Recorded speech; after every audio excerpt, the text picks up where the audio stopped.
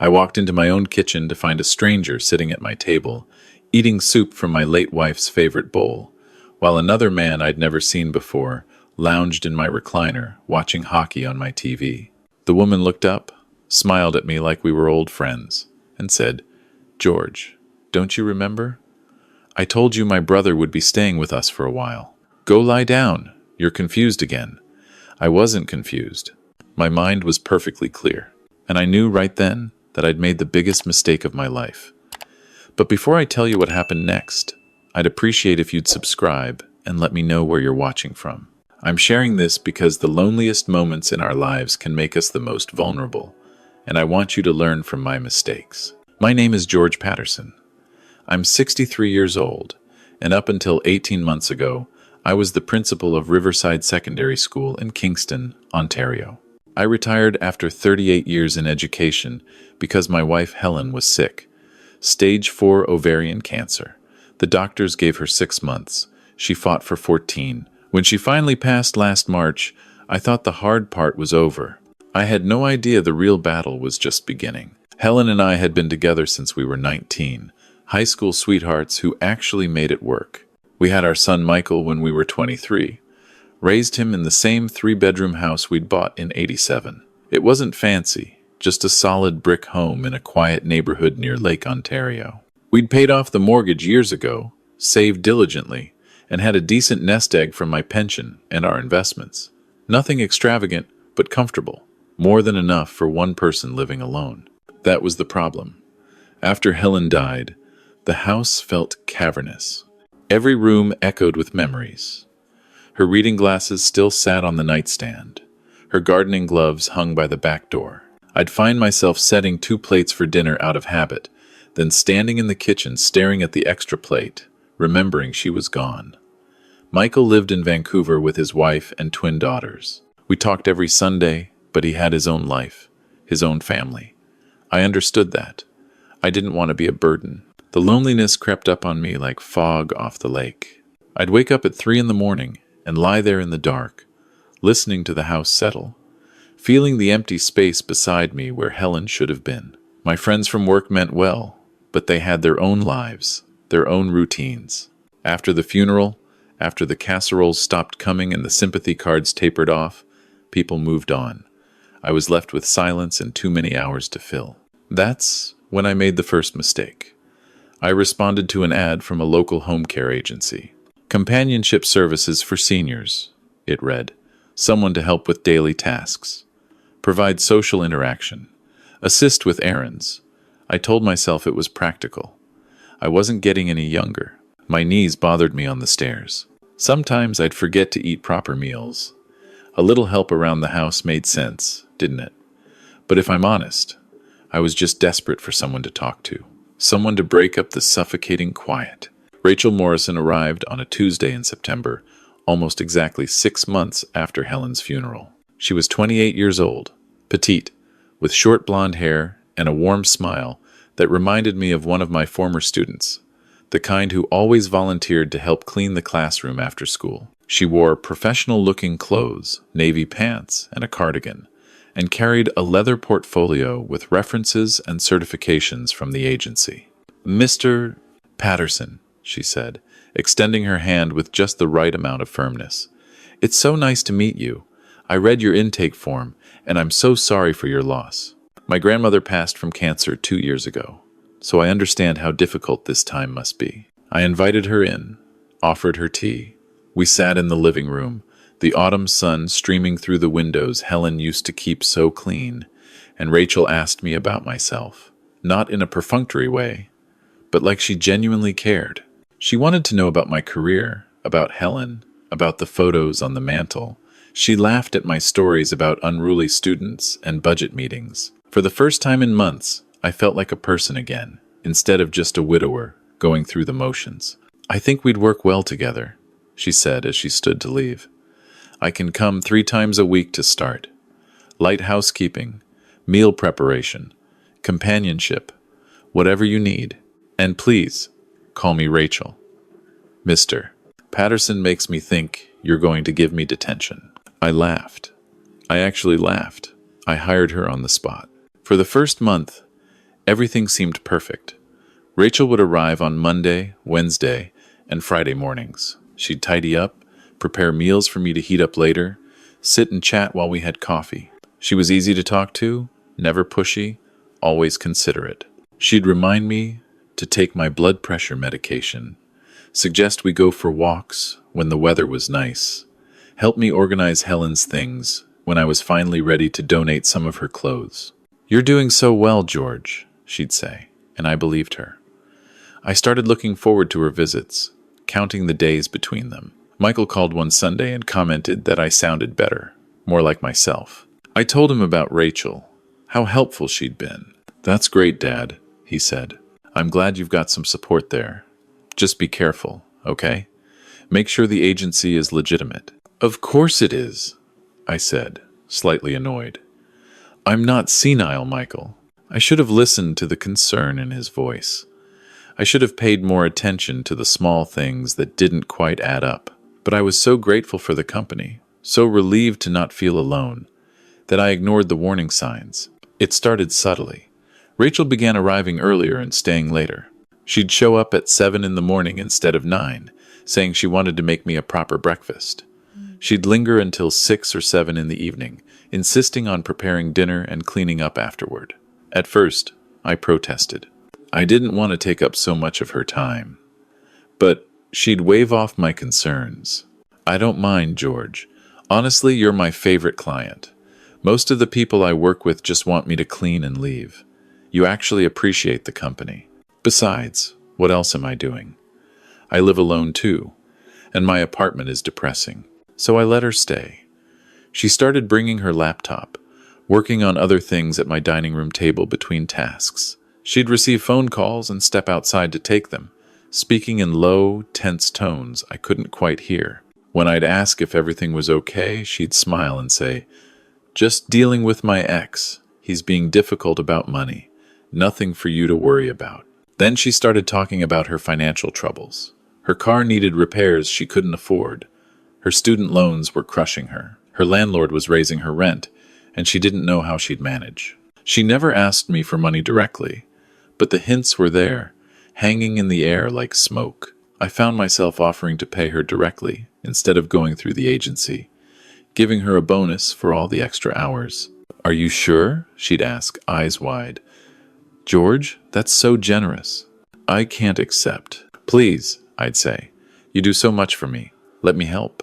Looking back, I can see how she played me, how she identified exactly what I needed. Loneliness, purpose, someone to care for, and gave it to me in measured doses. She made herself indispensable slowly, so gradually that I didn't notice the net tightening around me. 2 months after she started, Rachel asked if she could store some boxes in my garage. Her apartment building was doing renovations, and she needed temporary space. Of course, I agreed. The garage was empty, except for Helen's car, which I couldn't bring myself to sell. A week later, she asked if she could use my address for some mail because her postal service was unreliable. Again, I said yes. Why wouldn't I help someone who'd helped me so much? By November, she was spending more time at my house than at her own apartment. She had a toothbrush in the bathroom, changes of clothes in the guest room, her groceries in my fridge. When I mentioned that maybe she should cut back her hours, she looked hurt. "Do you not want me here anymore? Have I done something wrong?" No, I rushed to reassure her. "I just don't want to take advantage of your time." "You're not. George, you're like family to me. My own father passed when I was young. Being here, helping you, it means something to me. But if you want me to leave..." "I don't want you to leave," I said, and I meant it. The thought of going back to that empty, silent house terrified me. Michael called in early December. "Dad, I tried calling the agency to verify Rachel's credentials. The number you gave me is disconnected." "That can't be right," I said. "Let me check." I went through my papers, found the agency information. Michael was right. The number rang to a disconnected line. The website was gone. "Dad, I think something's wrong. Can you send me Rachel's information? I want to run a background check." "Michael, you're being paranoid. Rachel's been nothing but helpful." "Dad, please, just let me check. for my peace of mind. I was annoyed, but I sent him what information I had. Rachel's full name, the address she'd given me for her apartment, her supposed credentials. 3 days later, Michael called back. His voice was tight. "Dad, that address doesn't exist. The credentials are fake. The agency she claimed to work for went out of business 4 years ago. And Dad, there's no Rachel Morrison matching her description registered as a PSW in Ontario. Who is this woman?" I felt cold. There must be a mistake. I'll talk to her. There's an explanation. But when I confronted Rachel, she didn't deny it. She cried instead, big tears rolling down her cheeks as she sat at my kitchen table. "I'm so sorry, George. I should have told you the truth. The agency went under, and I couldn't afford to lose the income. I have all the training. I swear I do. I just couldn't afford the official registration fees. I needed the work. Please don't fire me. Please. You're all I have." I wanted to be angry. I should have been angry. But instead, I felt sorry for her. She seemed so vulnerable, so desperate. And the truth was, she had been helping me. What did it matter if she had official papers? "You should have been honest," I said. "I know. I'm sorry. It won't happen again." I told Michael there'd been a misunderstanding, that everything was fine. I could hear the frustration in his voice, but what could he do from 3,000 miles away? I was an adult. I could make my own decisions. That was my second mistake. By Christmas, I knew something was seriously wrong. I started noticing money missing from my wallet. Not huge amounts, $20 or $30 at a time, but consistent. When I mentioned it to Rachel, she suggested I was misremembering what I'd taken out. "It happens, George. My grandmother used to do the same thing. Maybe we should set up a system for you to track your cash better." Then I noticed charges on my credit card I didn't recognize. When I called the bank, they told me the charges were made online, from my computer, but I barely used the computer anymore except to check email. Rachel used it frequently, though, sitting at the desk in my den while I watched television. "Rachel," I said one evening, "did you use my credit card?" She looked shocked. "Of course not. George, I would never. Why would you think that? There are charges I don't remember making. You probably just forgot. Or maybe someone got your number somehow. We should cancel the card and get you a new one. I'll call the bank for you tomorrow." She was so helpful, so concerned, that I almost believed her. Almost. But that night, I couldn't sleep. I lay in bed, staring at the ceiling, and started adding things up. The missing cash, the credit card charges, the way she'd isolated me, slowly but surely, from my normal routines. I couldn't remember the last time I'd seen my neighbor Tom, who used to come by for coffee every Saturday. When had I stopped going to the community center for my book club? I got up and went to my den. My computer was password protected, but when I tried to log in, my password didn't work. I tried several variations. Nothing. Had Rachel changed it? I looked through my desk drawers, searching for my banking information. Some documents were missing, including the folder where I kept statements from my investment account. My heart was pounding now. I went to the kitchen, moving quietly so I wouldn't wake Rachel, who was sleeping in the guest room, as she'd been doing more and more often lately. I found my phone and called my bank's 24-hour line. After navigating the automated system, I finally reached a representative. "I need to check on some recent transactions," I said. The representative pulled up my account. As she read off the recent activity, my stomach dropped. Transfers I didn't authorize, withdrawals I hadn't made, thousands of dollars, moved from my savings to my checking, then taken out in cash, or transferred to accounts I didn't recognize. "Sir, are you aware of these transactions?" the representative asked. "No," I said, my voice shaking. "I think someone's been stealing from me.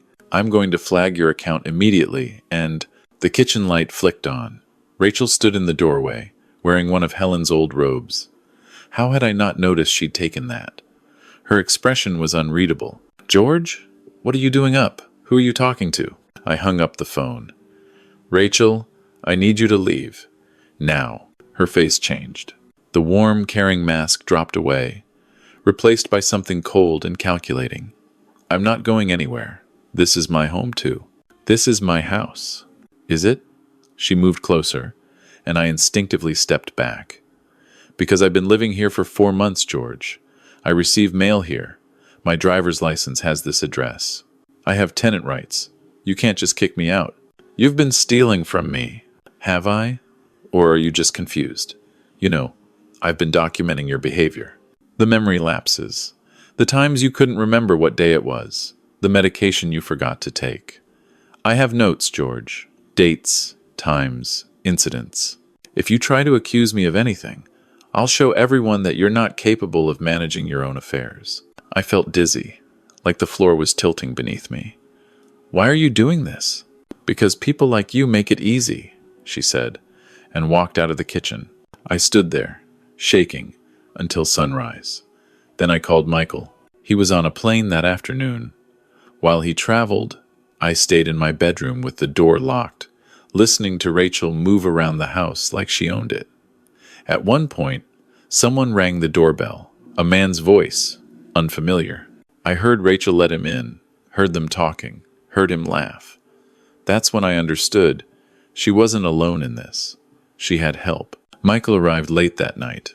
Rachel tried to block him at the door. I'm sorry, but George is resting. He's not well. Maybe you should come back tomorrow. I'm his son, Michael said, pushing past her. And you need to get out of my father's house. He found me in my bedroom. I'd never seen him look so angry, not even when he was a teenager. But his hands were gentle when he helped me up, his voice soft. Dad, we're fixing this, I promise.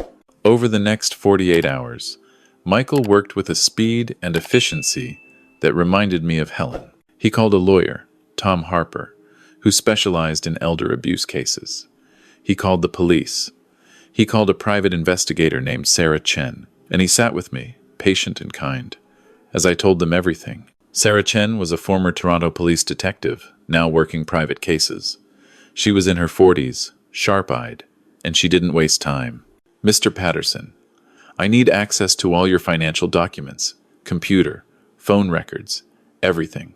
Can you do that? I nodded. Michael had already helped me change all my passwords, lock down my accounts. The bank had frozen everything pending investigation. Sarah interviewed me for hours. She took notes, asked pointed questions, never made me feel stupid or foolish, though I felt both.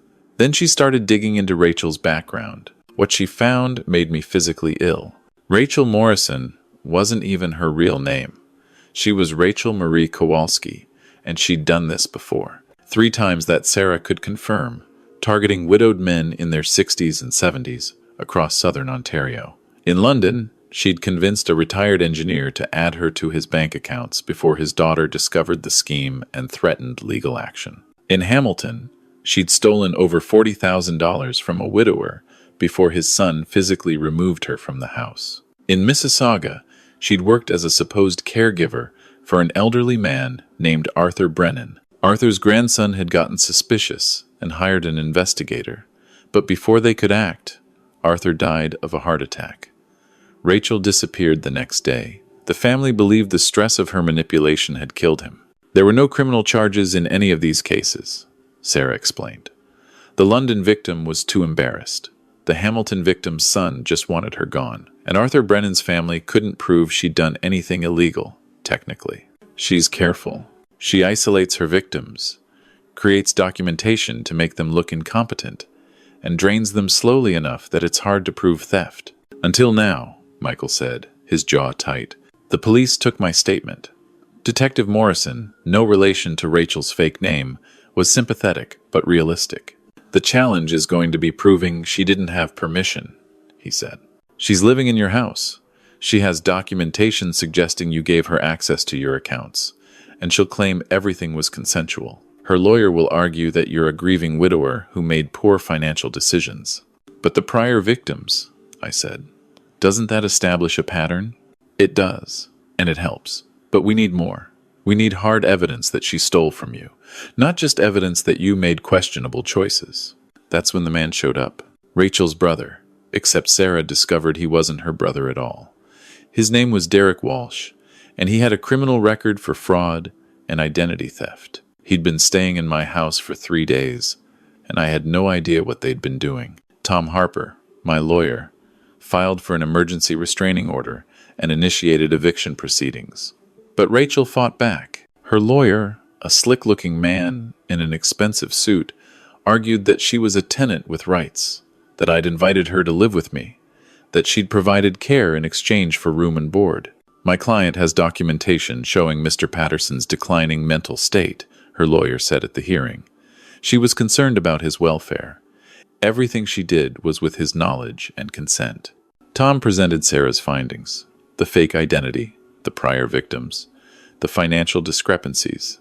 The judge, a woman in her 50s, named Justice Catherine Osei, listened carefully to both sides. Then she looked at me over her glasses. "Mr. Patterson, do you understand what's happening here?" "Yes, Your Honor. This woman has been stealing from me and trying to make me look incompetent so I can't fight back." "And you're certain you didn't give her permission to access your accounts?" "I'm absolutely certain. She took advantage of my grief and loneliness." Justice Osei looked at Rachel's lawyer. "Counselor, your client has used multiple aliases and has a documented history of targeting vulnerable seniors. That's not caregiving. That's predatory behavior. I'm granting the restraining order. Miss Kowalski has 48 hours to remove herself and all her belongings from Mr. Patterson's property. If she fails to comply, she'll be removed by police." Rachel's face went white. Her lawyer started to argue, but Justice Osei cut him off. "We're done here." The next 2 days were tense. Rachel packed slowly, deliberately, making sure Michael and I knew how inconvenienced she was. Derek had already disappeared the moment the restraining order was mentioned, leaving Rachel to deal with the consequences alone. As she carried the last box to her car, she stopped at the door and looked at me. For a moment, I thought she might apologize. Instead, she smiled, cold and brittle. "You won't win, George. They never do. I've got good lawyers, and you've got a grieving widower who made bad decisions. Good luck proving anything." After she left, Michael and I stood in the sudden quiet of the house.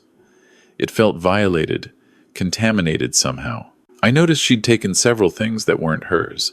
Helen's robe, some dishes, a lamp from the guest room. "Let her keep them," I said tiredly. "I just want her gone." But Sarah Chen wasn't done. Over the next 3 weeks, she built an airtight case. She pulled security footage from my bank, showing Rachel using my debit card. She recovered deleted files from my computer, including emails Rachel had sent herself from my account, authorizing transfers. She interviewed the teller at my bank, who confirmed that Rachel had come in multiple times, claiming to be helping me manage my money because I was getting forgetful. Most damning, she found Rachel's notes, a detailed log she'd kept on her phone of my supposed mental lapses, memory problems, and confusion. Except Sarah noticed something interesting. Many of the incidents Rachel described happened on dates when Rachel wasn't even at my house, according to the actual agency records from before they went under. She'd fabricated evidence. The police arrested Rachel in January. She was charged with fraud, theft, identity fraud, and elder abuse. Derek was picked up shortly after, facing similar charges plus his parole violation. The trial was in March, almost exactly a year after Helen had died. I sat in the courtroom, Michael beside me, and watched as the Crown prosecutor systematically destroyed Rachel's defense. They brought in the victims from London and Hamilton. They presented Sarah's evidence. They called witnesses from my bank, from my community center, from my book club, all testifying that I'd been sharp and competent until Rachel isolated me. The turning point came when they called Arthur Brennan's grandson, Marcus. He was a tall man in his 30s, and his voice shook as he testified. She did the same thing to my grandfather, made him doubt himself, took his money, kept his family away. The stress of it, the betrayal, it broke his heart. Literally. He had a massive coronary the day before we were supposed to confront her. I couldn't prove she killed him, but I know she did. The jury deliberated for 4 hours. Guilty on all counts. Rachel was sentenced to 6 years in prison. Derek got 4. As they let her out, she didn't look at me. I wondered if she felt anything at all, or if people like her were simply empty inside, feeding off others because they had nothing of their own. The financial recovery took months. I got back most of what she'd stolen, about $32,000, but not all. Her lawyer fees had eaten through some of it, and the rest had been spent in ways that couldn't be traced. I could afford the loss, but it wasn't really about the money. It was about trust, safety, dignity. Those were harder to recover. Michael stayed with me for 3 weeks after the trial.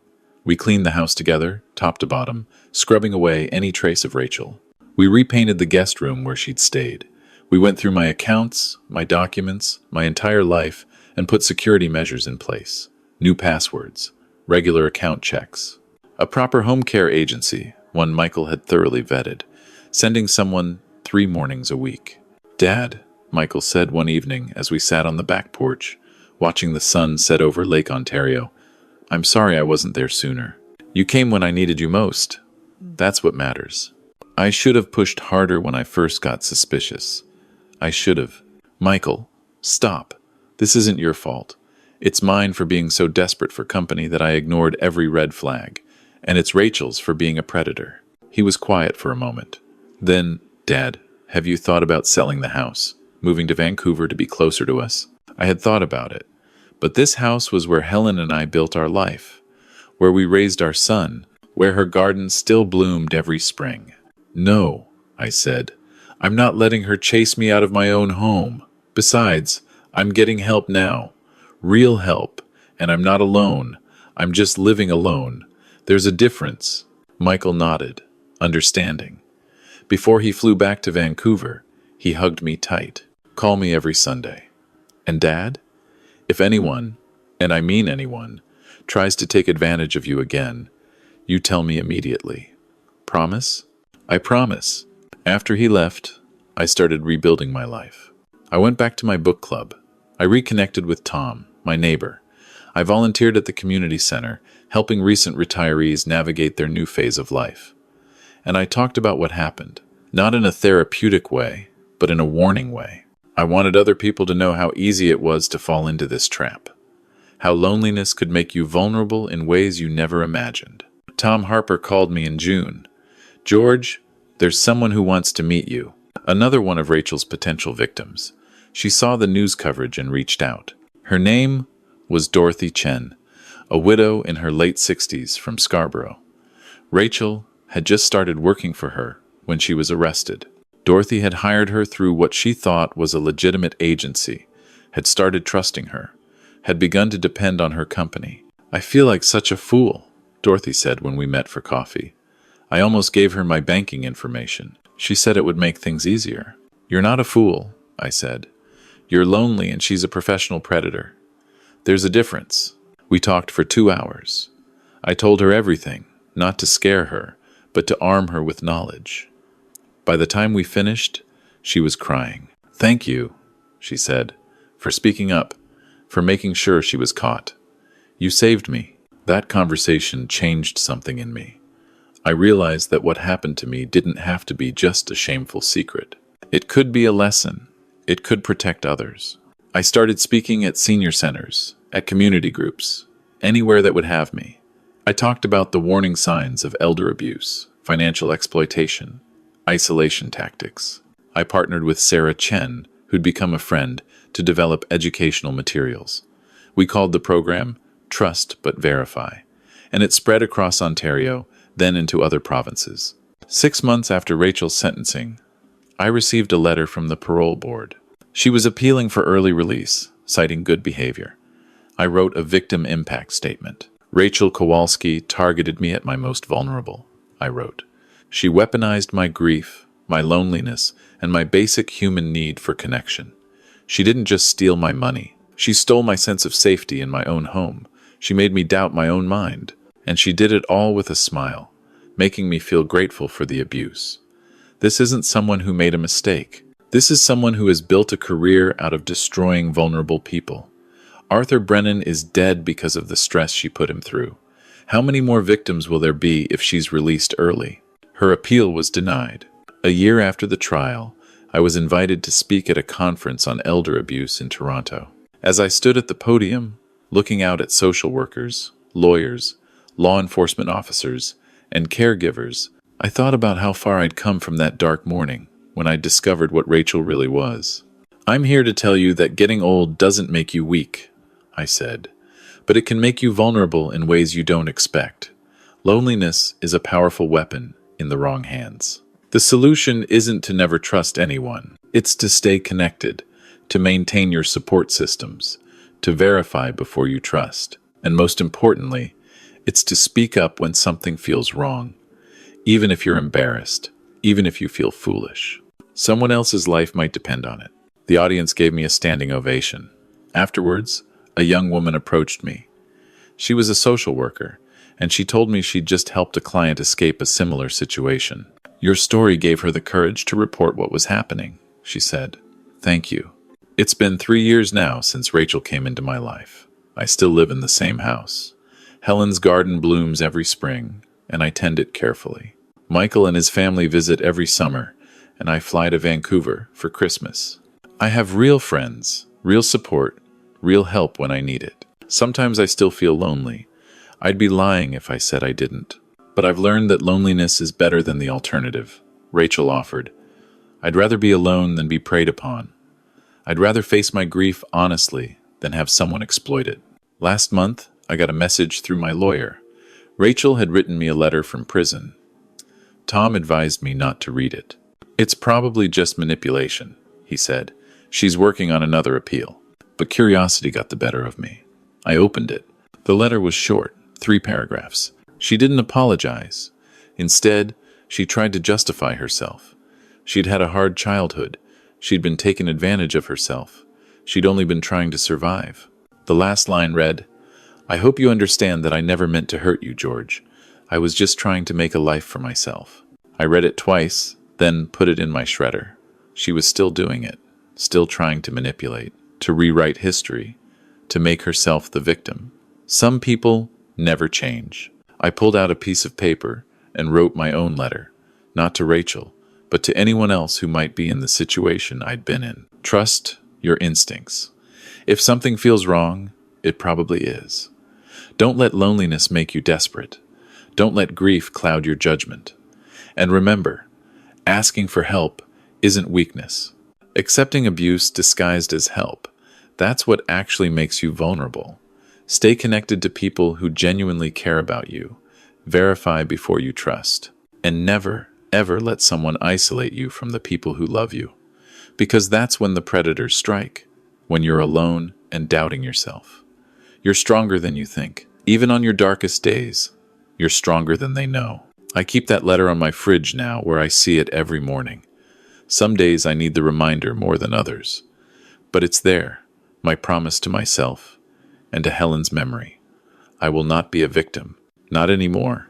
The house is quiet tonight. But it's my quiet, my space, my peace. And that makes all the difference.